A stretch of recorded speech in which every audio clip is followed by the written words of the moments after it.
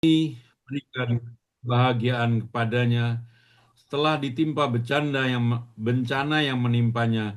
Niscaya dia akan berkata, telah hilang bencana itu dariku. Sesungguhnya dia sangat gembira dan bangga. Kecuali orang-orang yang sabar dan mengerjakan kebajikan, mereka memperoleh ampunan dan pahala yang besar. Maka boleh jadi engkau hendak meninggalkan sebagian dari apa yang diwahyukan kepadamu, dan dadamu sempit karenanya, karena mereka akan mengatakan, mengapa tidak diturunkan kepadanya harta kekayaan atau datang bersama malaikat? Sungguh, engkau hanyalah seorang pemberi peringatan dan Allah pemelihara segala sesuatu. Bahkan mereka mengatakan, dia Muhammad telah membuat Al-Quran itu. Katakanlah, datangkanlah 10 surah semisalnya yang dibuat-buat dan ajaklah siapa saja di antara kamu yang sanggup selain Allah, jika kamu orang-orang yang benar. Maka jika mereka tidak memenuhi tantanganmu, maka katakanlah, ketahuilah bahwa Al-Quran itu diturunkan dengan ilmu Allah, dan bahwa tidak ada Tuhan selain Dia. Maka maukah kamu berserah diri? Barang siapa menghendaki kehidupan dunia dan perhiasannya, pasti kami berikan penuh atas pekerjaan mereka di dunia, dan mereka di dunia tidak akan dirugikan. Itulah orang-orang yang tidak memperoleh sesuatu di akhirat kecuali neraka, dan sia-sialah di sana apa yang telah mereka usahakan di dunia, dan terhapuslah apa yang telah mereka kerjakan. Maha benar Allah dengan segala firman-Nya. Assalamualaikum warahmatullahi wabarakatuh. Waalaikumsalam warahmatullahi Wabarakatuh. wabarakatuh. Pergi ke pasar membeli ketupat. Cakep, Ketupat enak dimakan bersama. cakep, Al-Quran bukan sekedar dibaca cepat, tapi diamalkan sepanjang masa. cakep, Masya Allah. Jazakumullah khairan, Bapak Farid Nuruda dan Bapak Heru Wahyudianto. Semoga kita dimudahkan dalam memahami ayat-ayat suci Al-Quran tersebut, serta dimudahkan dalam mentadaburinya. Acara yang selanjutnya adalah prakata dari pengurus BMI yang insya Allah pada malam hari ini akan diwakili oleh Bapak Ustadz Budi Wibowo. Kepada Bapak Ustadz Budi Wibowo, kami persilahkan. Tafadhol. Terima kasih Pak Bambang Putianto. Bismillahirrahmanirrahim. Assalamualaikum warahmatullahi wabarakatuh. Waalaikumsalam warahmatullahi wabarakatuh. Innal hamdalillah nahmaduhu wa nasta'inuhu wa nastaghfiruh wa na'udzu billahi min shururi anfusina wa min sayyiati a'malina man yahdihillahu fala mudilla lahu wa man yudlilhu fala hadiyalah. Asyhadu an la ilaha illallah wahdahu la syarika lah wa asyhadu anna Muhammadan abduhu wa rasuluh la nabiyya ba'dah. Allahumma shalli wa sallim wa barik ala sayyidina Muhammad wa ala alihi wa ashabi ajmain. Amma ba'du, Ustadz Syam, Kepala Sekolah BMI yang kami hormati, Ustadz Wukir Saputro, LCMPD yang kami hormati, Bapak-bapak dan ibu-ibu peserta pengajian BMI yang kami sayangi karena Allah. Alhamdulillah hari ini, malam ini kita ketemu lagi di majelis yang mulia, biarpun tidak berkumpul secara fisik, tetap hanya online ya, tapi itu pun tetap dicatat sebagai majelis yang di dalamnya kita berzikir dan menuntut ilmu, yang insya Allah nanti akan disebut-sebut oleh Allah di hadapan makhluknya.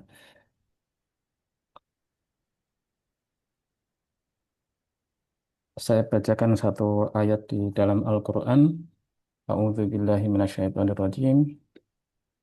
Ya ayyuhalladzina amanu taqullaha wal tanzur nafsum ma qaddamat liqad wattaqullah innallaha khabirum bima ta'malun. Ayat ini surat Al-Hasyr ya, ayat 18 termasuk surat-surat yang termasuk ayat-ayat yang sering dibaca oleh imam ya, salah satu pilihan ayat-ayat. Nanti karena sampai ke akhir suratnya juga yang banyak menyebutkan Asmaul Husna. Kalau bapak-bapak jarang dengar, nanti imamnya, imam di masjid bapak-bapak diminta sering baca atau kadang-kadang membaca. Atau bapak-bapak kalau jarang ke masjid jadi jarang dengar ya lebih sering ke masjid. Kira-kira gitu. Artinya, wahai orang-orang yang beriman, bertakwalah kepada Allah dan hendaklah setiap orang memperhatikan apa yang telah diperbuatnya untuk hari esok atau akhirat dan bertakwalah kepada Allah, sungguh Allah Maha Teliti terhadap apa yang kamu kerjakan. Jadi ada pesan dari Allah kepada kita lewat Quran untuk mempersiapkan masa depan kita. Nah, salah satunya itu yang sekarang sedang kita lakukan saat ini, yaitu menuntut ilmu agama. Ya, eh, itu tujuannya untuk persiapan di hari esok. Eh, nah, supaya pas ya bahwa nanti benar-benar ini bermanfaat untuk hari esok, marilah kita eh, menguatkan niat, memurnikan niat kita bahwa ini memang lillahi ta'ala ya. Ada hadis Nabi yang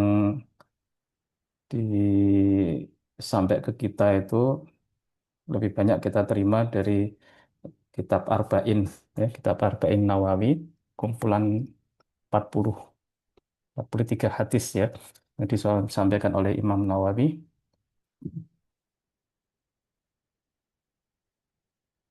Hadisnya berbunyi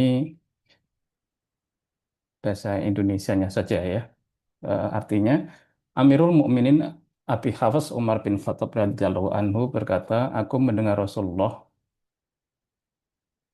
bersabda, sesungguhnya amal perbuatan itu disertai niat dan setiap orang mendapat balasan amal sesuai dengan niatnya. Barang siapa yang berhijrah hanya karena Allah dan Rasulnya, maka hijrahnya itu menuju Allah dan Rasulnya. Barang siapa hijrahnya karena dunia yang ia harapkan atau karena wanita yang ingin ia nikahi, maka hijrahnya itu menuju yang ia inginkan. Ini diriwayatkan oleh Bukhari dan Muslim. Nah, niat ini sedemikian pentingnya ya, sehingga eh, di buku hadis tersebut ada di urutan nomor 1. Jadi sebelum kita memulai segala sesuatu, kita murnikan niat kita lillahi ta'ala. Semoga kita di sini juga eh, sadar ya, sadar bahwa kita niatnya untuk menuntut ilmu lillahi ta'ala dan memperbaiki amal kita, menyiapkan tabungan kita untuk akhirat. Nah, kalau yang enggak untuk akhirat seperti apa ya nanti dijelaskan oleh Ustadz Lukir. Ya, ada di tema kita malam hari ini. Kemudian di kesempatan ini Bapak-Bapak, kami pengurus mengucapkan terima kasih atas partisipasinya, eh, kehadirannya, kerajinannya, baik pada malam ini maupun malam-malam yang pas pas waktunya ngaji masing-masing ya di kelas masing-masing. Kami ingatkan lagi bahwa ngaji ini tidak ada tamatnya, nggak ada selesainya. Ya, jadi kalau ada yang diniatkan saya kira-kira 3 tahun lagi lulus gitu ya. Kelihatannya nggak bakal lulus itu Pak. Nanti sampai kita selesai. Jadi kebetulan di kelas juga eh, saya juga pernah sampaikan kepada teman-teman yang di kelas. Ayo saya akan temani bapak-bapak ngaji sampai sekuatnya ya. Sampai sekuatnya itu ya sampai sedipanggilnya kita oleh Allah apa sampai ya sekuat kita ya.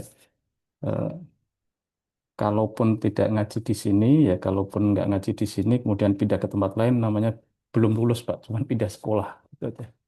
Ya pindah sekolah. Terus diniatkan, karena itu diniatkan juga Pak, kita ngaji nggak pernah selesai ya. Ustadz Sam itu dari SMP sudah di madrasah, sampai sekarang masih sekolah terus. Dari Itu MI. MI, dari MI malah, dari SD ya, dari SD. Jadi dari umur 7 tahun sampai puluhan tahun, entar lagi mantu gitu. Ya Ustadz Sam. Amin, amin ya Allah. Itu belajar terus sampai sekarang. Jadi mengajar dan belajar. Ya. Khairukum man ta'alamal Quran wa alamah. Nah, itu yang dilakukan Ustadz Sam sekarang. Semoga kita bisa menirunya dan istiqomah untuk melakukannya. Kemudian Bapak-bapak dan Ibu-ibu, selama sampai saat ini BMI terus berkembang, Pak ya, terus berkembang dan masih menerima eh, peserta baru, dan beberapa hari terakhir ini ada lagi yang masuk, dan kami ucapkan selamat datang, selamat bergabung kepada Bapak Isep Widodo, Ibu Nelly. Ini kalau nggak ada bapaknya, saudara mungkin ya, saudara Faik Fadilah dan saudara Rahlil, ya, Anak-anaknya. anak-anaknya, ya. Jadi kalau dulunya itu BMI eh, berkah manula Indonesia, Pak, katanya begitu tuh. Karena yang datang itu sepuh-sepuh ya, rombongannya Pak Bambang Budi, terus Pak Iwan Dambali, gini. Nah, sekarang Alhamdulillah tidak hanya eh, mature saja yang ikut, tetapi sampai ke yang muda-mudahan, dan kita berharap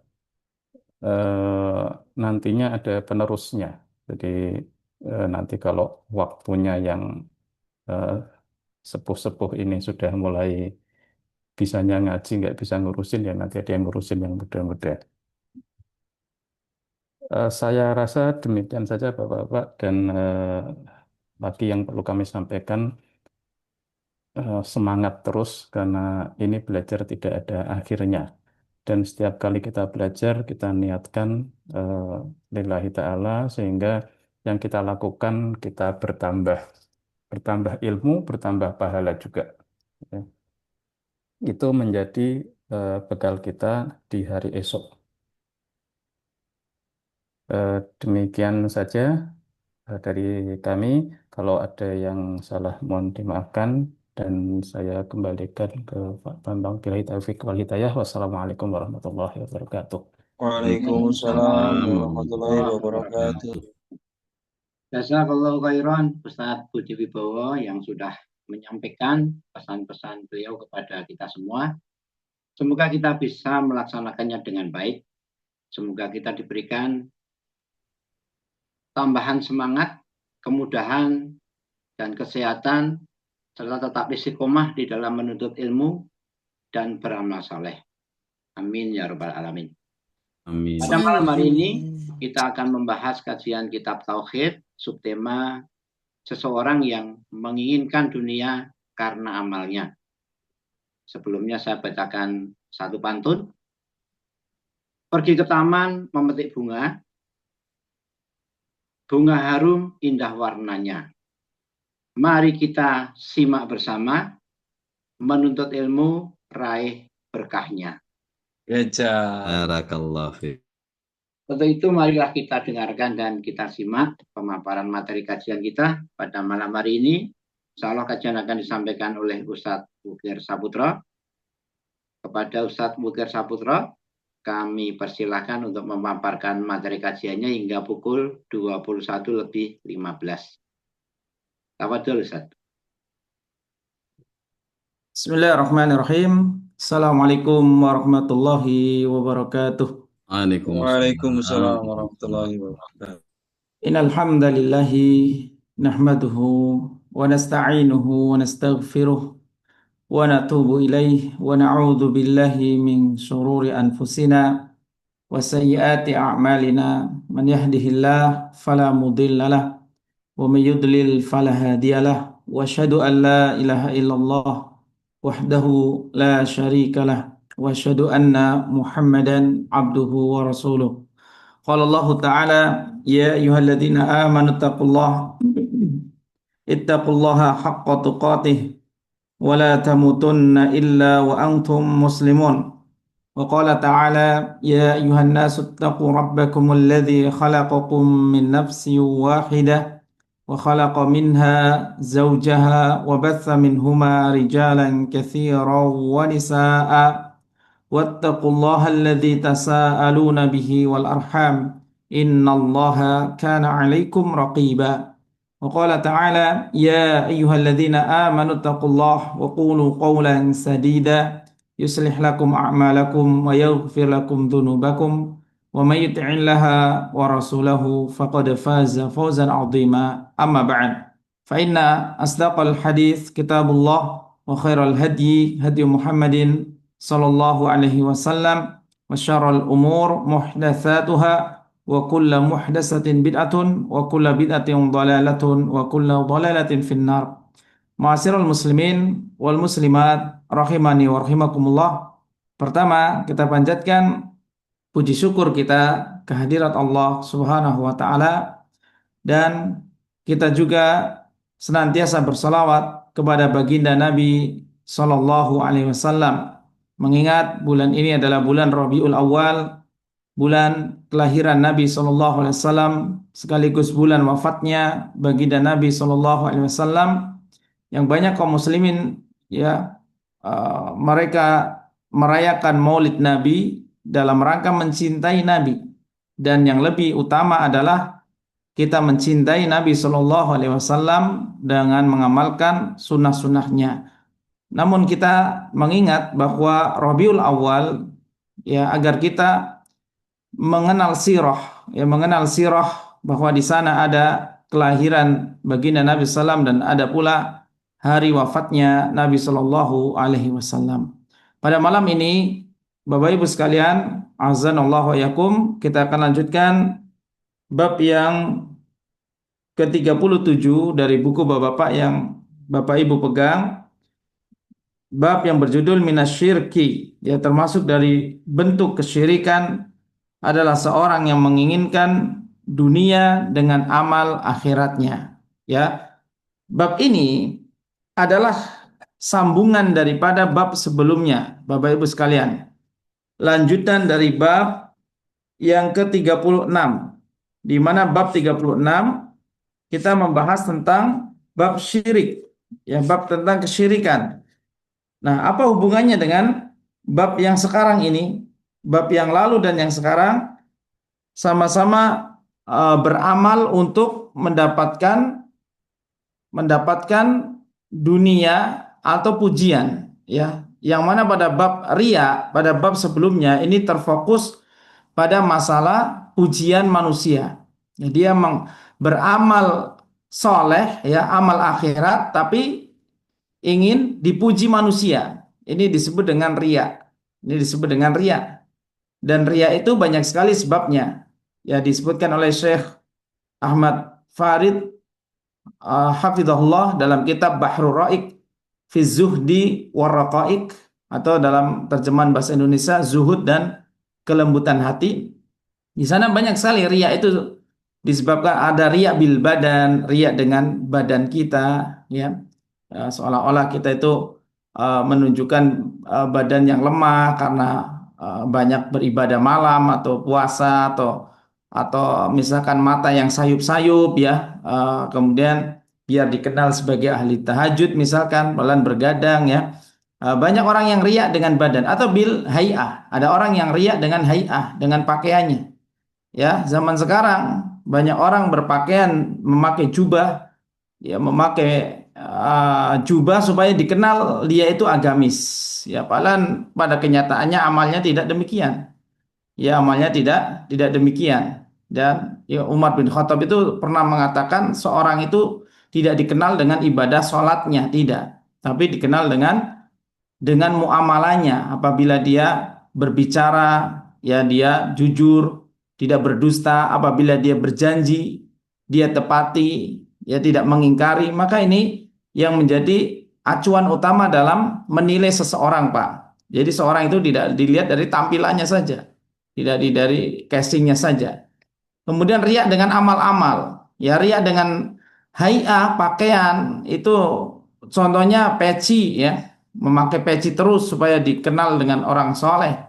Atau misalkan ketika pulang haji, peci bapak berubah jadi putih yang tadinya pakai songkok. Ya, sekarang songkoknya mulai ditinggalkan, ganti peci putih. Karena ini peci putih di negara kita identik ya dipanggil dengan Pak Haji dan lain sebagainya. Ya, ini macam-macam riya. Ya, yang sudah kita bahas di bab yang ke-36 ya, bab sebelumnya yang mana beramal agama ya beramal urusan akhirat untuk mendapatkan pujian daripada manusia. Dan kelak Allah Subhanahu wa taala akan menyuruh mereka eh, orang-orang yang riya di dunia ya untuk meminta balasan kepada orang yang diriai, yang dia menginginkan balasan dari amal itu. Maka ini bahayanya sifat riya.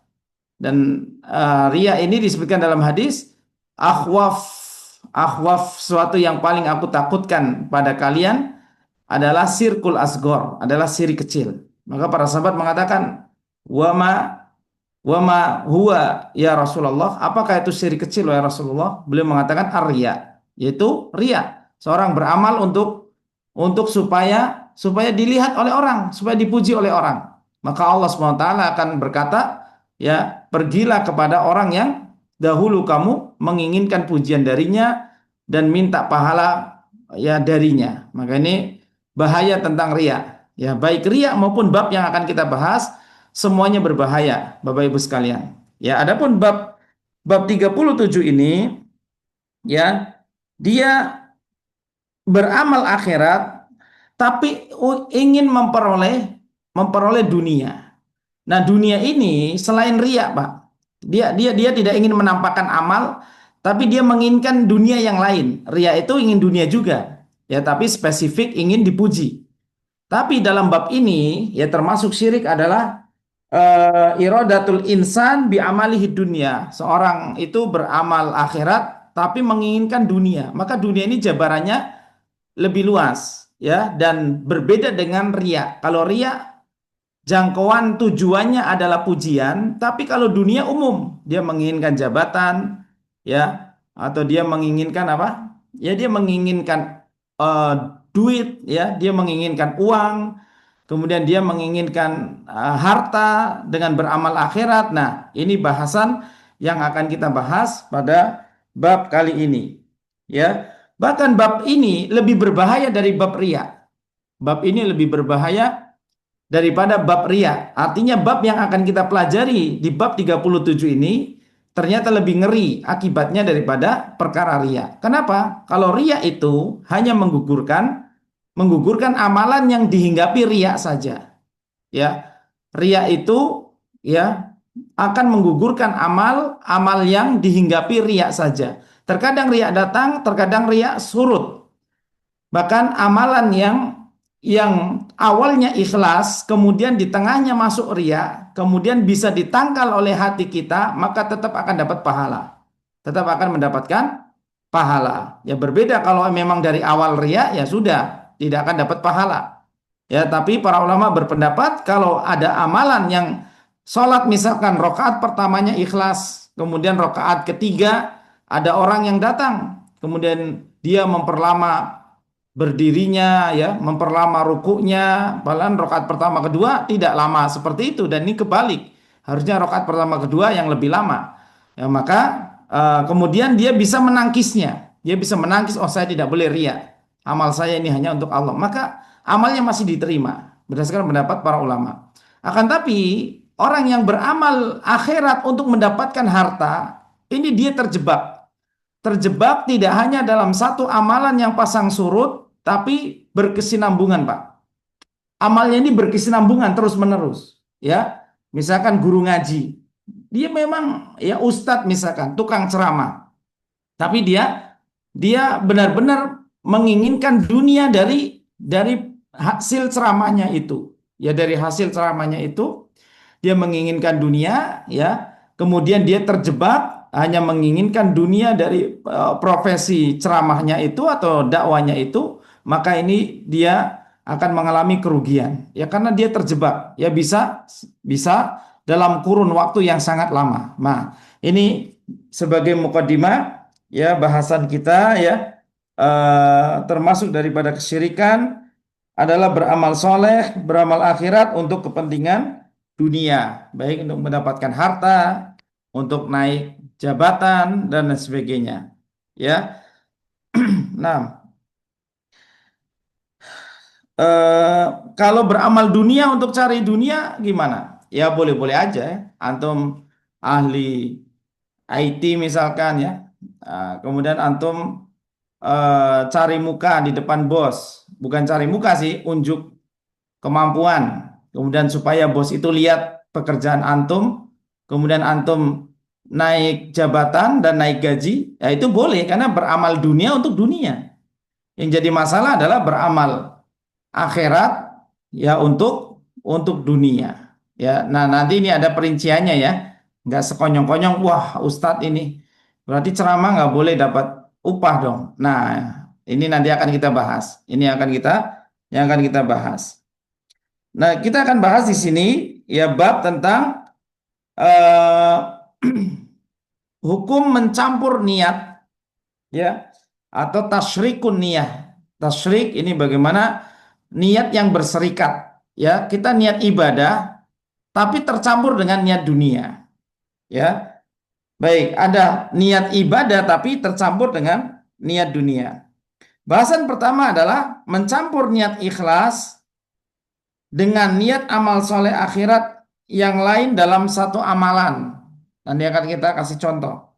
Ya, mencampur niat ikhlas dengan amal lain ya dalam satu amalan. Ini tentu boleh ya. Ini jawabannya boleh. Ya. Contohnya misalkan kita niat ikhlas, sholat niatnya ikhlas. Niatnya ikhlas pas sholat jadi imam pula ya. Ketika kita ruku ya, kita tahu bahwa banyak yang masbuk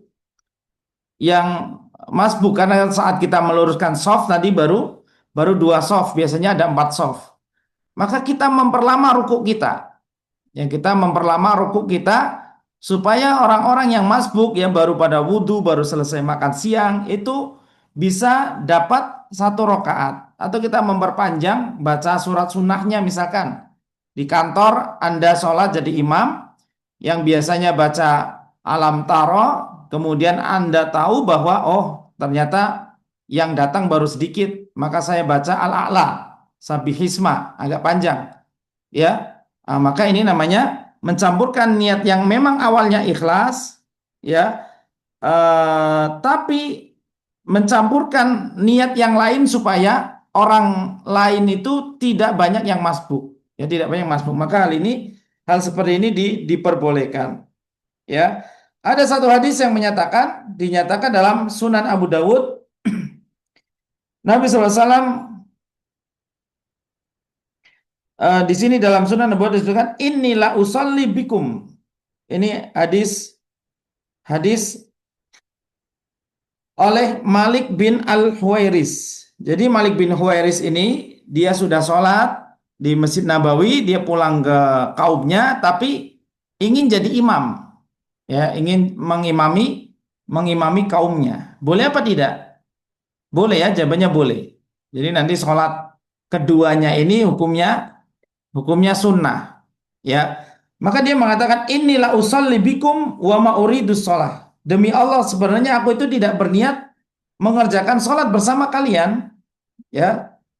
Tapi saya sudah sholat. Walakinni uridu an uriyakum kaifa ra'aitu Rasulullah sallallahu alaihi wasallam yusalli.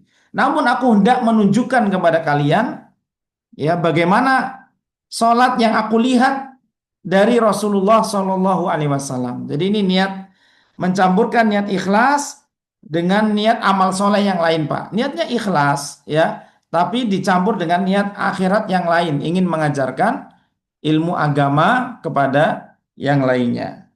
Ya, baik, ini boleh ya. Jadi hadis Malik bin Al-Huwairis ini mencampurkan niat sholat karena Allah, sholatnya karena Allah, sekaligus sebagai pembelajaran bagi makmumnya, ya, karena makmumnya supaya belajar sifat sholat Nabi Shallallahu Alaihi Wasallam.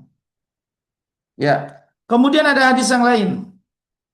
Nabi SAW mendapati seorang sahabat yang masuk Masjid Nabawi, kemudian dia sholat sendirian karena terlambat. Maka Nabi SAW bersabda kepada para sahabat, ala rajulun yatasaddaq ala hadha fayusalli ma'hu, adakah di antara kalian yang mau bersedekah dan menemani dia sholat? Ya, jadi ini yang menggabungkan dua niat, Pak. Niat ikhlas memang sholatnya karena Allah, dan juga niat, ya, niat amal soleh, amal akhirat yang lain dalam satu amalan, ya. Baik. Kemudian yang bagian yang kedua adalah menyampurkan niat akhirat dengan niat dunia. Ini mencampurkan niat akhirat dengan niat dunia. Nah, bagaimana ini? Ya, menyampurkan niat akhirat dengan niat dunia sekaligus. Ya, dia ingin dapat pahala tapi juga ingin dapat dunia. Baik. Maka di sini ada perinciannya. Nah, ini yang rawan tersisipi riya. Bagian pertama, ya, niat amal akhirat tapi tercampur riya. Ya, ini sudah kita bahas di pembahasan yang lalu. Ya, maka kalau amalnya tersusupi riya, dia sholat tapi ingin riya, ingin dipuji. Ya, ingin dipuji. Jika amal riyanya masuk dari awal, maka ini akan menggugurkan amal tersebut. Ya. Bagian yang kedua adalah niatnya amal akhirat, ya, tercampur dengan niat dunia tapi selain daripada riya. Ya, selain daripada riya, misalkan ingin jabatan, ya, ingin harta, ingin naik jabatan, ingin kesehatan, kan begitu kan? Ada orang yang ngasih anak yatim tapi inginnya hartanya bertambah. Nah, begini contoh-contohnya, Pak. Ya, sedekah tapi pingin sehat, begitu kan? Nah, bagaimana bahasan ini? Ya, niat akhirat tapi yang bagian pertama ini murni untuk mendapatkan dunia. Ya, ada orang yang meniatkan amal akhirat tapi tujuannya untuk mendapatkan dunia. Ya. Nah, bagaimana hukumnya?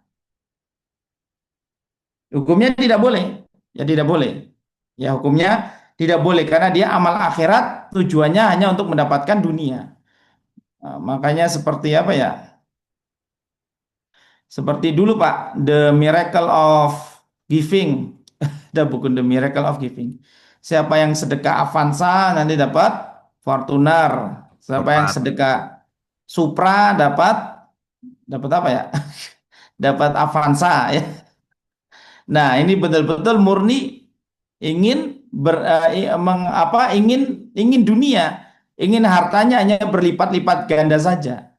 Yang akhirnya zong, ya. Ya, karena memang Allah Maha berkehendak ada orang yang niat melakukan amal akhirat tapi niatnya dunia. Ada dua golongan, Pak. Ada yang memang Allah berikan dan ada yang tidak Allah berikan. Ya, misalkan sedekah saat pilkada, ya, atau dia umroh, ya, supaya dikenal masyarakatnya orang soleh, kemudian dia naik jadi anggota dewan dan kepilih. Ada yang jadi anggota dewan, ya, dengan umroh, dengan bagi-bagi sembako. Ada yang jadi, ada yang nggak jadi, bahkan ada yang nggak balik modal. Nah, ini perkara ini sesuai dengan kehendak Allah Ta'ala. Adapun yang beramal akhirat tapi menginginkan dunia, maka ya ini tercela, sesuatu yang tercela dan tidak didapati pada diri seorang mukmin. Ya, ini nggak boleh. Ya. Tapi bahasan yang kedua adalah niat amal soleh akhirat tapi tercampur dengan dunia. Ini yang pada umumnya akan kita bahas. Seperti kita ngajar, kita dakwah tapi menerima upah. Boleh apa tidak? Ya, ngajar tapi menerima upah. dakwah menerima upah. Kita mengajarkan Quran tapi dikasih upah. Nah, ini bahasan dalam bab ini. Ya.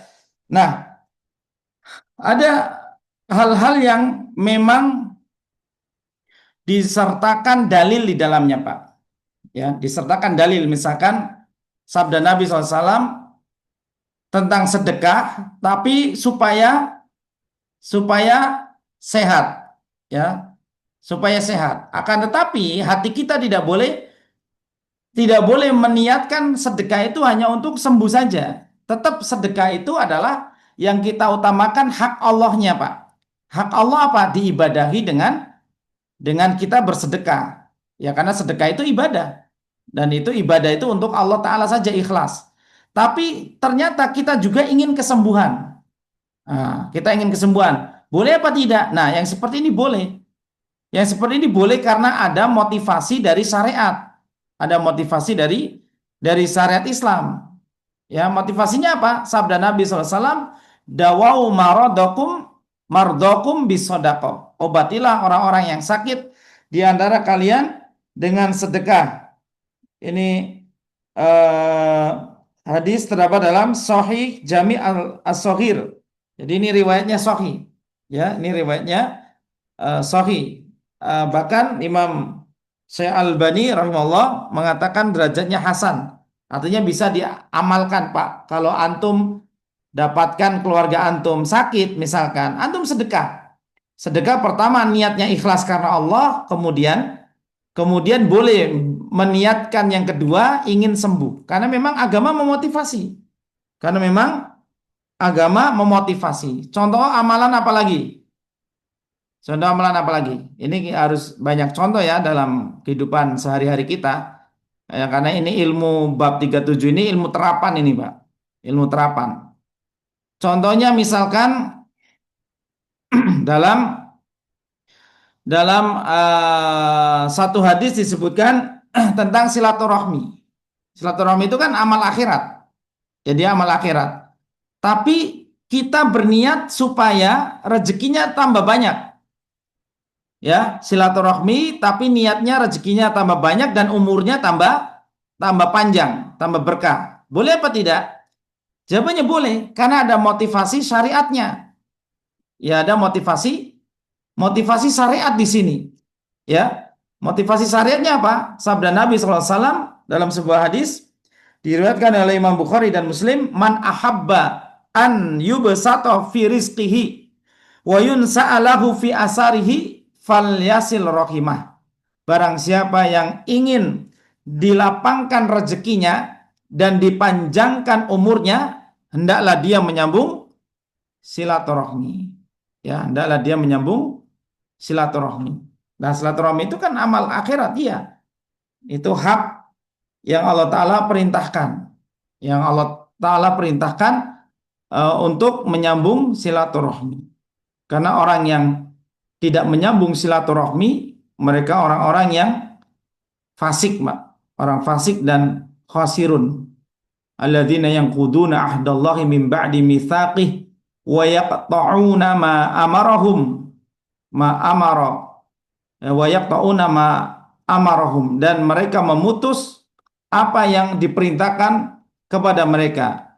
Ayyusola wa yufsiduna fil ard ulaika humul khasirun. Ya, mereka orang-orang yang rugi. Orang-orang fasik, orang-orang yang rugi, orang yang tidak silaturahmi. Nah, silaturahmi itu perintah Allah Ta'ala. Namun dengan silaturahmi kita menginginkan fadilah juga. Karena umat Islam ini, ya, kita dalam kitab Madarijus Salikin, iyyaka na'budu wa iyyaka nasta'in, ya, tafsir dari ayat itu bahwa agama itu ada tingkatan ilmu dan tingkatan amal. Ya, tingkatan ilmu dan tingkatan amal. Tingkatan ilmu ya kita mengilmui Allah, kemudian mengilmui agama Allah. Ya, mengilmui Allah dan mengilmui agama Allah, mengilmui syariat-syariat Islam. Tingkatan amal ini ya diantaranya adalah kita mengenal hukum al-jazai, ya, hukum balasan, bahwa setiap amal kebaikan itu pasti ada balasannya, Pak, terutama di akhirat dan juga dimotivasi di dunia. Kalau ada dalil yang menyertakan motivasi dunia, ya itu boleh kita cari. Boleh kita cari. Misalkan sholat, kita akan rezekinya akan diperbaiki. Ya, wa'mur ahlaka bis sholah wastabir 'alaiha. Kemudian la nas'aluka rizqa, nahnu narzuquk.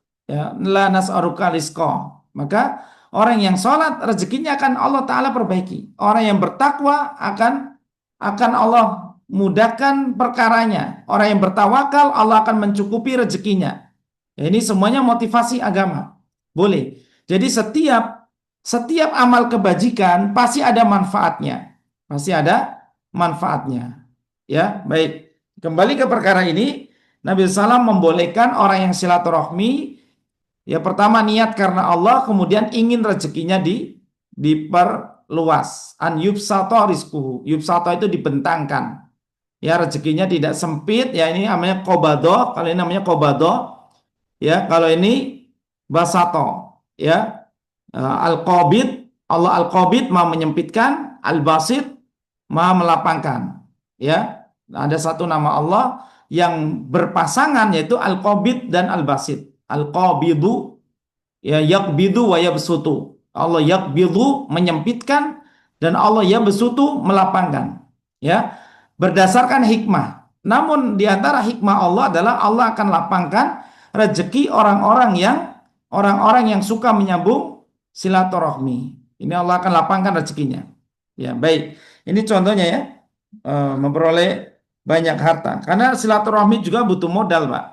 Butuh modal. Kalau yang punya modal, kalau yang nggak punya modal, tetap dianjurkan silaturahmi walaupun sekadar menelepon. Kita telepon bibi kita telepon kakak kita telepon keponakan kita. Terutama kita telepon orang tua kita. Modalnya cuman kuota, pulsa. Ya, itu juga ada modalnya ya. Nah, maka yang lebih utama lagi kita butuh kendaraan, kita sewa kendaraan, kita bawa hadiah, kita berikan mereka hadiah. Nah, al-jaza'u min jinsil amal. Ya, balasan Allah sesuai dengan amal perbuatan. Baik. Kemudian silaturahmi juga karena dia menyambung rahim, maka Allah akan sambung usianya. Ya, karena dia menyambung rahim ya yang asalnya kita hidup darinya, dari rahim yang sama yaitu nenek kita. Ya, maka Allah pun akan sambung usia kita. Nah, ini al-jaza'u min jinsil amal. Baik, boleh ya kalau Anda silaturahmi silakan. Niat ikhlas karena Allah sekaligus biar rezekinya lancar. Mungkin sekarang ini rezekinya lagi seret-seret. Berbanyak silaturahmi. Ya mungkin sekarang kesehatannya sering terganggu. Ya banyak silaturahmi. Ya.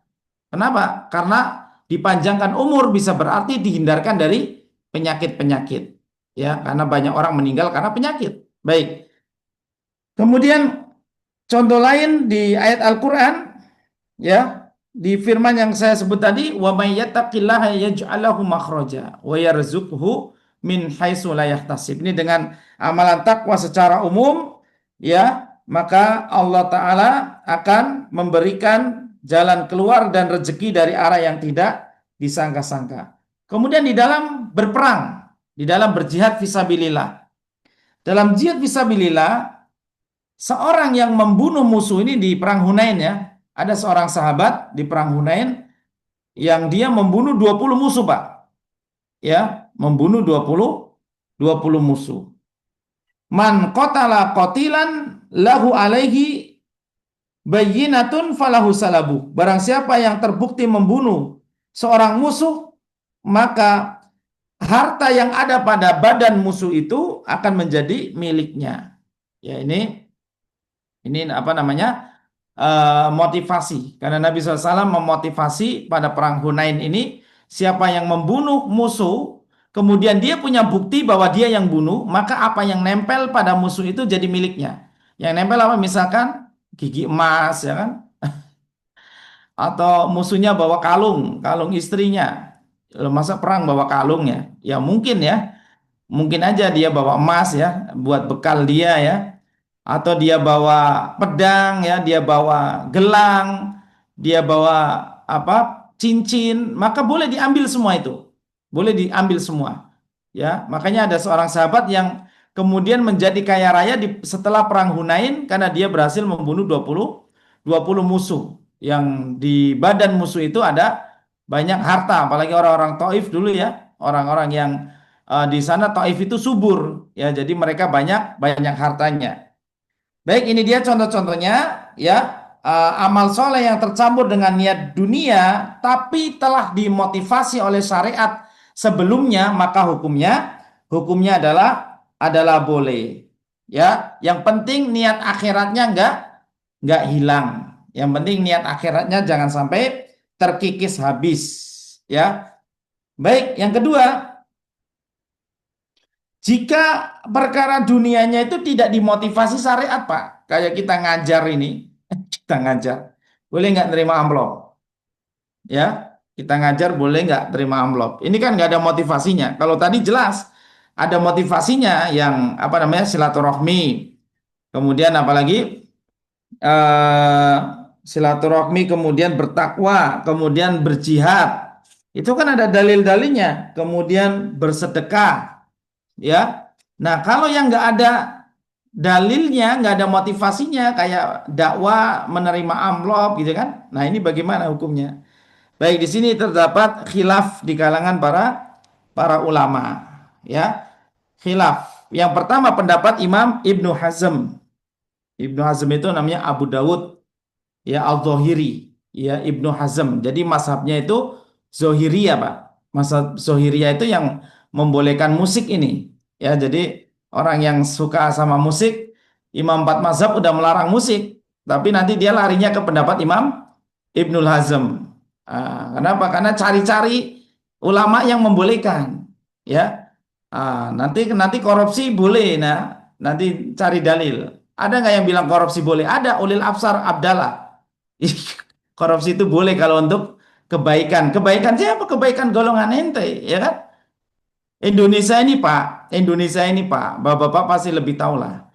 Insya Allah Pak, kalau pejabatnya pada amanah, kita nggak perlu bayar pajak Pak. Setuju nggak Pak? Kalau setuju angkat tangan dan pilih saya sebagai DPD, DPD, Wakil Daerah Cilengsi Pak ya. Tapi saya nggak nyalon sih, saya nggak nyalon. Ya, jadi kalau dikelola SDA sumber daya alam dengan baik di Indonesia ini Pak, lebih dari cukup. Ya, nikelnya, bauksit,nya, ya batu baranya, minyak buminya, emasnya, ya belum lagi ada uranium, ya dan sebagainya. Kalau dikelola dengan baik, ini sudah lebih dari cukup dan orang Indonesia nggak butuh bayar pajak. Lihat Saudi, Pak. Ada nggak bayar pajak? Nggak ada pajak di Saudi. Hanya mengandalkan minyak bumi saja lah. Kita minyak bumi banyak. Ya, nikel banyak, bauksit banyak, emas apalagi, tambang-tambang apalagi. Ya, semuanya ada. Semuanya ada. Ya, sayangnya larinya kemana? Ke golongan-golongan mereka saja, para koruptor. Sampai ada yang korupsi kuadriliun, ya. Ada yang korupsi 900 triliun. Ini uangnya untuk apa?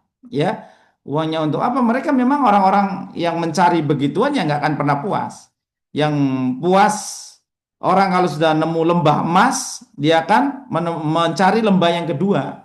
Makanya yang membuat dia puas hanya pasir saja nanti kalau sudah perutnya diisi pasir, artinya kalau sudah masuk liang lahat. Ya, baik. Ya, jadi apa namanya? Ini tentang mazhab Zohiri ya. Kita bahasnya jadi ke koruptor ya. Mazhab Az-Zohiri. Jadi Az-Zohiri Ibnu Hazm dia berpendapat selama orang mencampur adukan antara amal akhirat dengan dunia, maka amalannya tertolak. Ini luar biasa. Pendapatnya ketat sekali, Pak. Ya, pendapatnya sangat sangat ketat. Ya. Jadi kalau kita dakwah ini misalkan, kemudian kita juga mengharap upah. Wah, ini nggak akan diterima, kata beliau. Tapi ini pendapat beliau ya. Ini pendapat beliau. Kemudian bagaimana pendapat yang lain? Pendapat yang lain ini pendapat yang kedua misalkan.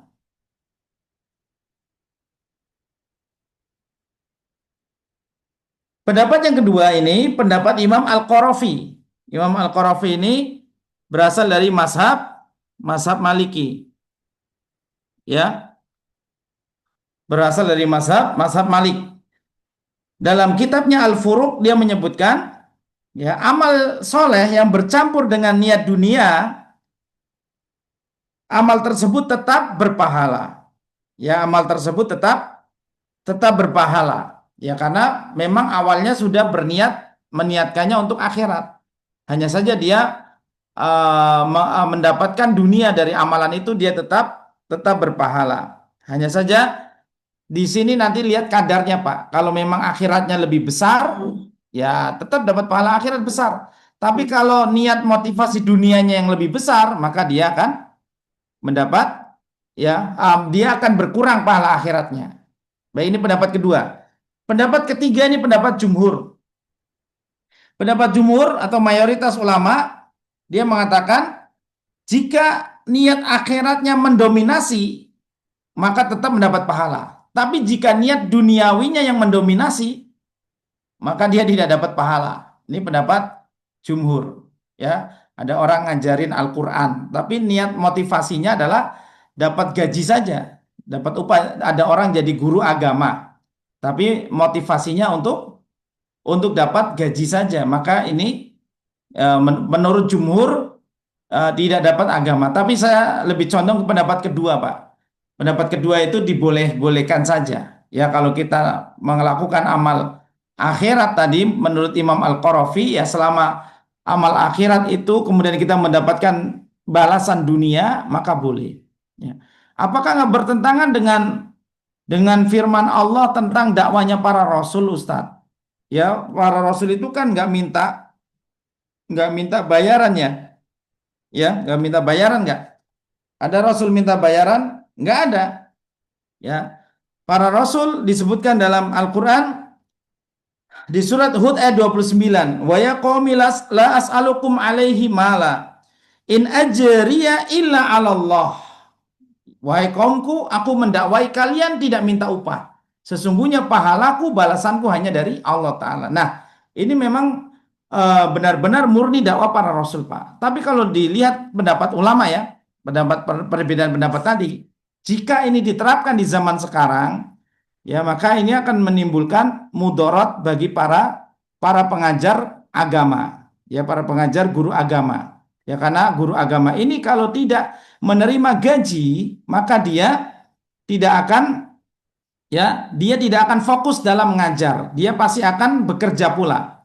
Dia akan bekerja. Makanya kita para dai kalau disuruh bekerja, kapan ada waktu untuk mutola'ah, kapan ada waktu untuk belajar, ya, kapan kita menghafalkan kaidah-kaidah untuk membela agama, untuk membantah aliran-aliran sesat. Ya, pasti kalau kita nggak digaji atau tidak menerima upah dari dakwah ini, ya, maka tentu kita pun akan sama-sama bekerja seperti bapak-bapak. Ya, bapak-bapak kan jelas kerja di kantor, kerja punya bisnis, itu dapat dunia. Nah, kalau kita disuruh ngajarin agama, kemudian ustadz harus ikhlas, nggak boleh ustadz. Ya, ustadz nggak boleh nerima amplop. Kenapa? Saya kasih dalil ente, ustadz. Ini dalilnya surat Hud ayat 29. Nabi itu tidak menerima amplop, ustadz. Iya, zaman dulu nggak ada amplop. Nabi tidak menerima upah, ustadz. Iya, tapi kita tanyakan kepada para ulama, mereka memberi fatwa, ya, bahwa ya seorang dai atau seorang guru yang dia menerima upah, ya, sekedarnya saja supaya bisa keluarganya hidup, ya, dia juga bisa menafkahi keluarganya, maka ini dibolehkan. Hal ini dibolehkan. Tapi menjadi tercela ketika seorang dai yang kaya kemudian dia menerima upah juga. Ya, apalagi ada seorang dai yang dia memasang tarif di dalam dakwanya. Ya, 5 jam 5 juta. Kok 5 jam 5 juta 5 menit. Ya. Atau saya akan buka tablik akbar di masjid Bapak, nanti semua hasil keropak, ya, hasil apa sih namanya itu? Ya, keropak ya namanya. Semuanya akan saya tarik. Ini buat panitia. Ya, karena dakwah saya butuh administrasi lah, butuh ongkos ini, butuh akomodasi ini itu. Nah, ini tercela. Ini tercela. Ya, kenapa? Karena tidak ada orang mau ngisi keropak kalau di situ ditulisin ini keropak isinya buat ustadz. nggak ada yang mau ngisi keropak ya. Ya, maka di sini lah butuh perincian. Nah, ada suatu pendapat di sini, pendapat Syekhul Islam dalam kitab Majmu' Fatawa. Ya, beliau membahas tentang orang yang membadalkan haji.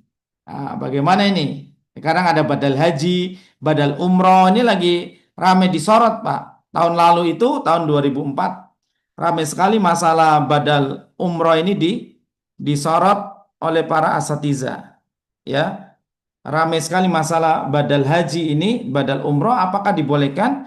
Kata Ustadz Abdul Hakim, Hafidhullah Ta'ala, karena memang niat besarnya itu cari apa namanya, cari cuan, ya ini nggak boleh. Ya, kecuali yang badal itu keluarganya saja. Tapi bagaimana pendapat Syekhul Islam, kita coba lihat di sini ya, orang yang membadalkan ya badal haji. Beliau menyebutkan keadaan pertama, orang yang membadalkan haji untuk mendapatkan dunia. Ya, orang yang membatalkan haji untuk mendapatkan dunia. Betul-betul motivasinya adalah cari duit, Pak. Badal haji, kamu berani berapa? Oh, saya mau badalin orang tua nih. Saya ada $1.500. Oh, $1.500, tunggu dulu. Ya, ada tawaran masuk lagi. Ya, ada tawaran kedua, pihak kedua berani berapa? Oh, saya mau badalin orang tua, saya ada 2.500. Nah, ini 2.500 lebih selisih 1.000. Ada lagi tawaran orang konglomerat pejabat, ya. Karena dia personal brandingnya bagus, ya dia iklannya gencar, kemudian dia dapat tawaran dari pejabat badal haji berapa? $5.000. Nah, ini dia. Yang diambil yang $5.000. Memang tujuannya untuk cari harga tertinggi. Maka ini tercela. Kata Syekhul Islam di sini, ya hal ini tidak baik dan tercela bagi seorang muslim. Ya. Baik. Yang kedua, seorang yang badal haji tadi supaya bisa pergi haji karena dia sudah kangen ingin tawaf di Ka'bah, dia ingin melakukan manasik, ya, dia ingin beribadah dan sebagainya. Maka bagaimana? Ya, dia sudah pernah pergi haji tapi sudah lama, sudah 10 tahun misalkan, dia kebetulan ya tidak punya harta untuk haji. Maka ada tawaran, kamu mau nggak menghajikan bapak saya ini? Saya kasih ya kamu $3.000 misalkan. Ya, ini ya untuk ongkos dan sebagainya. Maka dia tidak memedulikan untungnya. Ya dia untung sedikit atau untung banyak. Maka ini tidak peduli, yang penting dia bisa ibadah di Ka'bah. Nah, maka yang seperti ini ya seperti ini boleh ya. Ya. Ini boleh. Jadi dibolehkan. Jadi yang tercela itu keadaan yang pertama, Pak. Keadaan yang pertama ini yang tercela, dan banyak mutawif umroh itu yang terjebak di perkara yang pertama ini. Dia mutawif umroh tapi tidak semangat beribadah, tidak semangat memberi motivasi jamaahnya untuk beribadah di dua masjid suci. Kebanyakan mutawif umroh itu sholatnya di hotel, Pak. Sholatnya di hotel. Padahal mutawif umroh lulusan Madinah, lulusan Mesir, ya, yang dia stay di sana di Saudi. Maka dia kemudian banyak bisnisnya, bisnis jual mushaf, ya, bisnis jual Al-Quran, bisnis apa nanti bawa jamaah ke kebun korma, bisnis apa sampai ngorderin ayam al-baik lah, ngambil untung dan sebagainya, banyak bisnisnya. Nah, hal-hal yang seperti ini yang tidak terpuji. Baik, ini terdapat dalam kitab Majmu' al-Fatawa. Ya, terdapat dalam kitab Majmu' al-Fatawa. Nah, kesimpulannya ya, kalau di zaman sekarang apakah bisa disamakan tadi, misalkan ada orang yang jadi imam rawatib, imam tetap, ya, dia harus standby di masjid, ya, minimal itu sholat jahar, ya, maghrib, isya dan subuh. Biasanya kalau di kita itu sholat zuhur dan sholat asar itu bisa dorong-dorongan. Kalau sholat zuhur dorong-dorongan pun jadi, Pak. Oh ya, silakan, tafadhol. Tapi kalau sudah datang maghrib isya, ya nggak ada yang berani. Nah, maka imam yang seperti ini minta digaji. Gak apa-apa, saya 1 bulan ya akan menjadi imam di masjid ini, tapi tolong saya digaji sekian. Saya digaji UMR yang cukup untuk saya hidup dan keluarga saya hidup. Ya, maka boleh. Ini hukumnya dibolehkan yang meminta gaji agar bisa menafkahi keluarganya, supaya dia fokus jadi imam, dia fokus murojaah, dia fokus ngajar TPA di masjid itu, ya, fokus berbuat kebaikan yang lain, maka ini dibolehkan, ya. Nah, kemudian tadi ya mengisi ilmu, misalkan dia menerima bayaran, itu boleh. Atau kita mencetak buku, saya bikin buku misalkan ya tentang sesuatu ilmu misalkan, ya kemudian saya cetak dan saya jual, boleh apa tidak? Boleh, jawabannya boleh. Ya, saya jualan buku boleh, hasil karya saya sendiri, nggak ada masalah. Ya, ini dibolehkan. Ya, ini dibolehkan.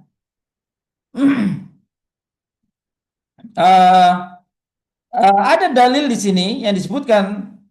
Dalilnya contohnya perbuatan Nabi Musa. Nabi Musa itu dia berbuat baik, Pak. Tapi dia itu tidak ada niat utamanya bukan untuk dapat pujian atau bayaran. Ya, contohnya ketika Nabi Musa kabur dari Mesir, dia ke negeri Madian dan kemudian dia menemui para pengembala kambing, dan ada 2 orang wanita yang mengembalakan kambing keluarganya, dan dia selalu terdesak-desak oleh pengembala yang laki-laki yang lainnya. Ya, karena bapaknya sudah tua, 2 wanita ini yang mengembalakan kambing keluarganya. Maka kemudian Nabi Musa karena badannya kuat, ya beliau membantu kedua wanita ini untuk memberikan kambing-kambing itu minum, ya di oasis, ya di sumur yang digunakan untuk minum kambing-kambing itu. Ya, maka setelah itu wanita itu pulang dan cerita kepada bapaknya, tadi kami ditolong oleh seorang pemuda yang gagah, ya begini dan begitu. Maka kemudian mereka menemui Nabi Musa lagi, ya, mereka menemui Nabi Musa, salah satunya menemui Nabi Musa alaihissalam. Faja'athu ihdahuma tamsi alastihya. Salah satu dari kedua gadis itu datang kepada Nabi Musa di bawah pohon. Nabi Musa lagi beristirahat di bawah pohon, sedang berdoa kepada Allah Ta'ala karena kelaparan. Jadi Nabi Musa kelaparan, Pak, karena lari dari Mesir, ya, tidak punya bekal dan sebagainya, kabur dari Fir'aun, ya. Maka Nabi Musa kelaparan dan berdoa kepada Allah Ta'ala. Ada doanya di surat Al-Furqan kalau tidak salah. Kemudian wanita itu datang, qalat inna abi yad'uka liyajziyaka ajra ma saqaita lana. Sesungguhnya ayahku memanggilmu ke rumah untuk memberi upah yang tadi kamu lakukan kepada kami, yang membantu minum gembala-gembala kami. Apakah Nabi Musa nolak? Enggak nolak. Apakah Nabi Musa ikhlas menolong mereka? Tentu ikhlas. Ya, jadi ini amal soleh yang dilakukan Nabi Musa, dan Nabi Musa ketika ditawari hadiah, diberikan hadiah, beliau menerimanya. Ini dalil, ya. Ya, jadi ada perinciannya. Ya, tidak semua amalan akhirat yang di sana ada campuran duniawinya itu dilarang mutlak. Ya, tidak dilarang mutlak. Tapi yang dilarang itu yang punya indikasi memang amalnya itu untuk mendapatkan dunia saja. Ya. Untuk seperti riya tadi, riya itu memang ingin dapat pujian, atau sedekah supaya pingin dia apa? Dicalonkan jadi lurah misalkan. Nah, ini nggak boleh. Hal-hal yang terindikasi amal-amal seperti itu yang diharamkan, yang dilarang. Ya, baik. Nah, di sini Syekh masih ada waktu 2 menitan, ya. Syekh menukil firman Allah Ta'ala di surat Hud ayat 16. Allah Ta'ala berfirman, man kana yuridul hayatad dunya wa zinataha nuwaffi ilaihim a'malahum fiha wa hum fiha la yubkhasun. Ulaika alladzina laisa lahum fil akhirati ilan nar wa habita ma sana'u fiha wa batilum ma kanu ya'malun. Barang siapa menghendaki kehidupan dunia dan perhiasannya, pasti kami akan berikan balasan penuh atas pekerjaan mereka di dunia dengan sempurna. dan mereka di dunia tidak akan dirugikan. Itulah orang-orang yang tidak memperoleh suatu di akhirat kecuali neraka. Ya, dan sia-sia di sana apa yang telah mereka usahakan di dunia dan terhapuslah apa yang telah mereka kerjakan.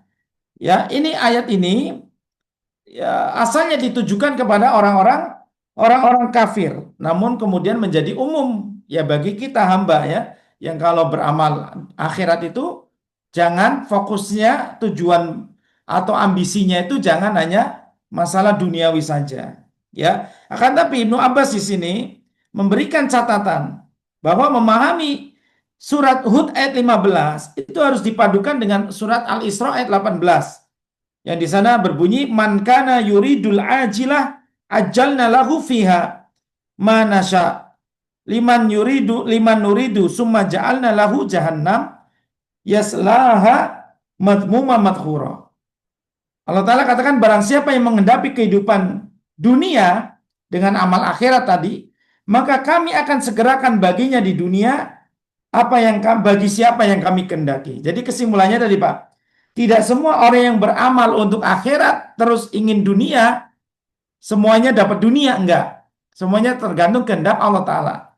Ya, tadi ada orang seorang calon lurah atau calon DPR yang melakukan serangan fajar misalkan. Dia melakukan serangan fajar. Calon pertama, calon kedua, calon ketiga, semuanya memberi serangan fajar. Ya, contohnya dalam kudrat lurah misalkan ya. Tapi apakah tiga-tiganya jadi lurah?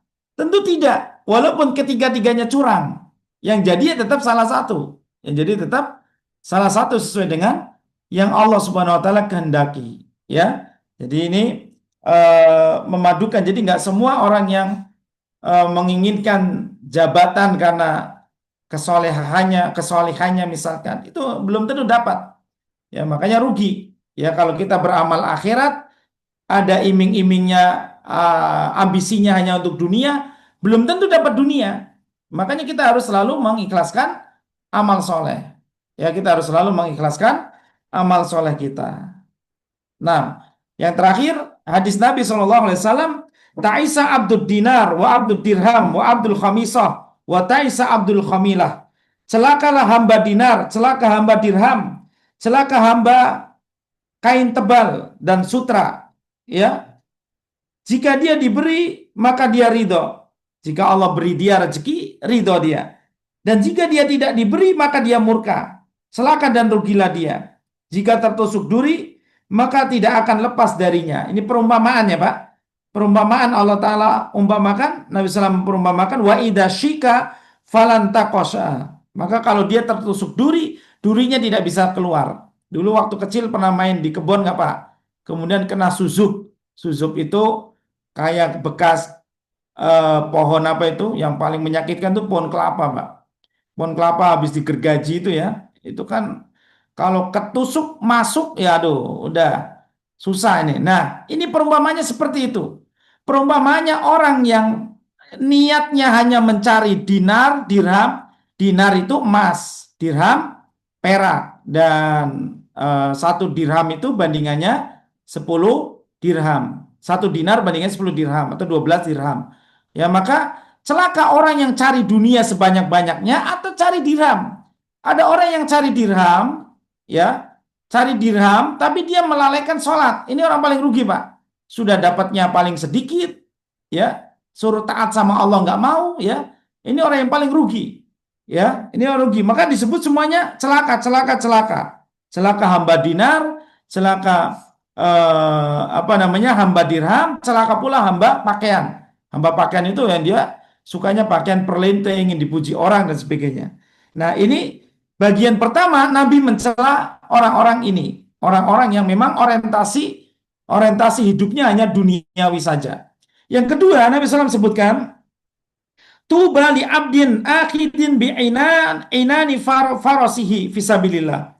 Tuba itu nama pohon di surga, pohon yang sangat besar, artinya dia akan masuk surga. Orang yang memegang tali kekang kudanya yang dia gunakan untuk jihad fisabilillah. As'asa ra'suhu, rambutnya acak-acakan, mukhbarratin qadamahu, dan kakinya pun tebal dengan debu, ya, kluwus bahasa Jawanya Pak. Kakinya kluwus atau busik, ya. In kana fi hirosah, kana fil hirosah. Kalau dia di barisan suruh jaga, dia akan jaga karena disuruh pimpinan untuk jaga. Wa in kana fi saqah, kana fi saqah. Ya. Dan apabila dia di barisan apa namanya? Di barisan belakang, maka dia pun akan di barisan belakang, nggak protes dia. Di posisi manapun dia nggak protes. Ini kayak kita para panitia dakwah ya. Mau bagian bersih-bersih masjid, mau bagian apa namanya tukang tata sound system masjid, nggak masalah. Yang penting niatnya karena Allah. Pasti ya orang ini akan beruntung. Tuba, beruntung dia. Dan tuba itu nama pohon di surga. Ya. Kemudian dikatakan sifat orang ini sta'dana lam yu'dan lahu. Kalau dia minta izin ke pimpinan, nggak dikasih izin. Pimpinan izin, saya mau jenguk istri. Oh, nggak boleh. Ya, ini lagi gawat darurat. Nanti 2 bulan lagi atau keadaan mulai membaik, kamu baru dapat izin. Istri kamu aman-aman saja di rumah, tenang saja. Kata pimpinan itu, Pak. Minta izin nggak dikasih. Wa in syafa'a lam yusaffa, apabila dia ngasih rekomendasi nggak dikasih, nggak dilihat ini sopo iki Ustadz Ukir Saputro LC MPD sopo iki orang terkenal. Syafaatnya nggak kepake. Nah tapi kalau dia ikhlas ya, amalnya ikhlas karena Allah Subhanahu wa taala, benar-benar karena akhirat, maka dia akan menjadi orang yang beruntung ya. Beda dengan orang yang tadi berkedok agama tapi ingin mencari dunia, ya, jadi menteri agama, ingin korupsi, dana haji, dana wakaf, dana ini, dana itu. Nah ini orang paling celaka itu, ya, orang paling celaka. Bicara agama, tapi dia pasang tarif, ya, tarifnya harus 50 juta, dan itu untuk 2 jam saja, ya. Nah, ketika saya datang, akomodasinya harus siap nih, hotelnya, makan krunya, timnya ini, tim itu, dan sebagainya. Nah, ini orang-orang yang tercela, ya, orang-orang yang tercela beramal akhirat untuk mendapatkan dunia, ya. Barakallahu fikum, semoga bisa difahami dengan baik ya, karena ini butuh perincian-perincian dan perinciannya sudah kita suguhkan tadi. Maka saya kembalikan kepada Pak Bambang Budianto, monggo, silakan Pak. Jazakallahu khairan Ustaz atas ilmu yang telah disampaikan. Untuk acara selanjutnya yaitu soal jawab.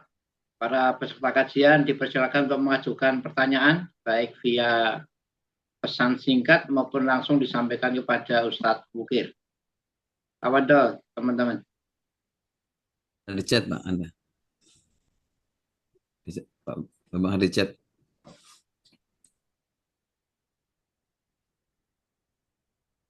Baik Ustadz, ada pertanyaan dari Bapak Warsono Aji dari Serang. Assalamualaikum Pak Ustadz, izin bertanya, bagaimana jika ada orang yang ingin berumrah, bertujuan ingin berdoa agar doanya terkabul, supaya bisnisnya lancar, atau ada juga yang ingin segera mendapatkan keturunan? Terima kasih Pak Ustadz. Nah, barakallahu fiik. Jadi orang yang pergi umroh ingin berdoa di Ka'bah atau di Multazam antara pintu Ka'bah dan Hajar Aswad, itu memang tempat yang mustajab, Pak. Tempat yang mustajab. Kemudian Bapak berdoa ingin bisnisnya lancar, boleh, ya. Atau ingin mendapatkan keturunan, boleh. Ini dibolehkan saja. Hal ini dibolehkan karena di antara motivasi umroh adalah salah satunya dikikisnya kemiskinan. Umrah itu bisa mengikis kemiskinan sebagaimana api bisa mengikis kerak pada besi. Itu ada hadisnya. Ya, kemudian di antara fadilah umrah itu ibadah di Masjidil Haram itu dilipat gandakan.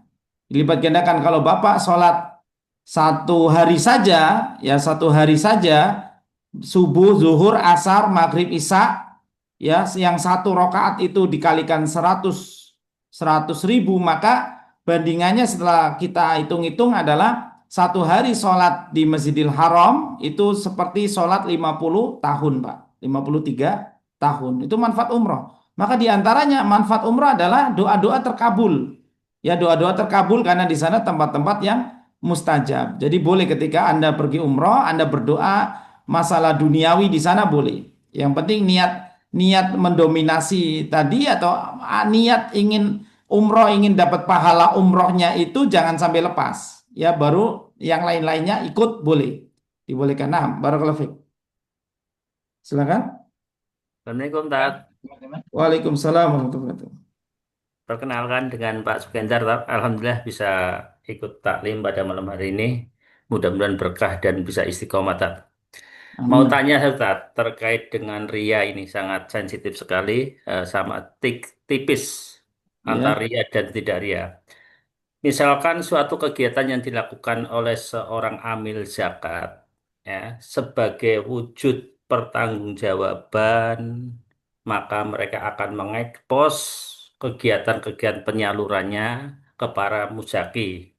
Mm-mm. Pertama, sebagai pertanggungjawaban ke muzaki itu, kedua juga sebagai sarana untuk dakwah bagi para orang-orang yang belum jadi muzaki agar mereka juga tertarik untuk jadi muzaki. Itu gimana itu, tak? Apakah itu termasuk ria atau emang diperbolehkan atau bahkan dianjurkan gitu?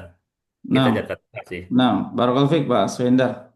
Eh, Barakallahu fikum. Jadi apa yang dilakukan oleh amil zakat ini, ya, amil zakat ya untuk mengekspos secara transparansi ya penyaluran apa namanya zakat itu ya kepada para muzaki atau mungkin di masjid di Mading ya diumumkan untuk menarik para muzaki-muzaki yang lain, maka ini dibolehkan Pak, nggak ada masalah ya. Hal seperti ini dibolehkan ya. Saya pernah dengar ceramah Ustadz Firanda, kurang lebih seperti itu dibolehkan.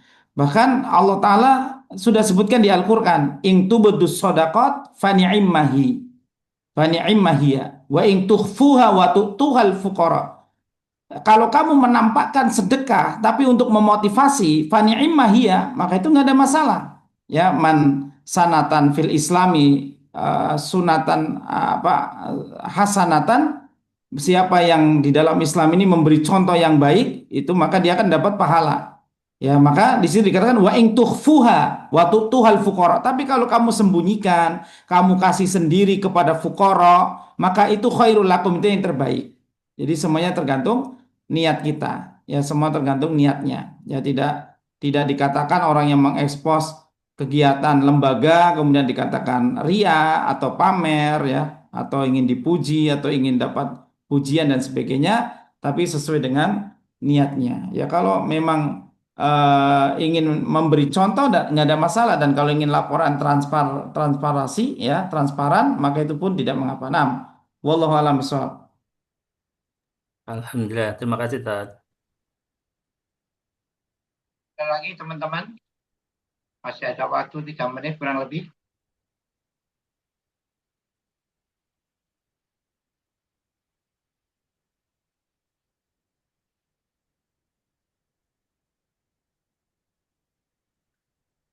Rupanya sudah cukup jelas ini. Ya, cukup jelas. Alhamdulillah, Pak Bambang ya. Kita tutup berarti Pak ya. Ya. Kita tutup. Masih ada Ya. lagi. Barangkali ada lagi satu lagi. Oh ya, silakan. Ini kesimpulan deh, Pak. Kesimpulan aja ya. Kesimpulan dan pantun. Karena sama Pak Bambang ya, saya jiwa pujangganya muncul ya. Udah saya kubur dalam-dalam dulu.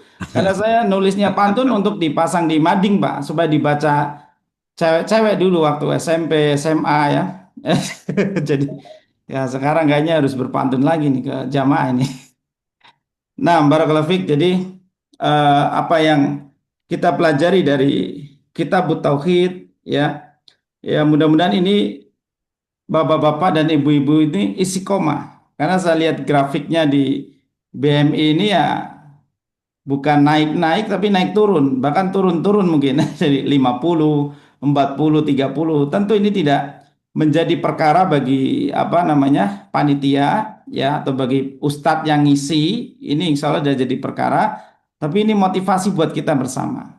Ya, motivasi kita bersama dalam perkara akhirat ya. Kita itu Kenapa tidak bisa meluangkan waktu untuk akhirat? Apalagi ini pelajaran tauhid, belum lagi pelajaran apa?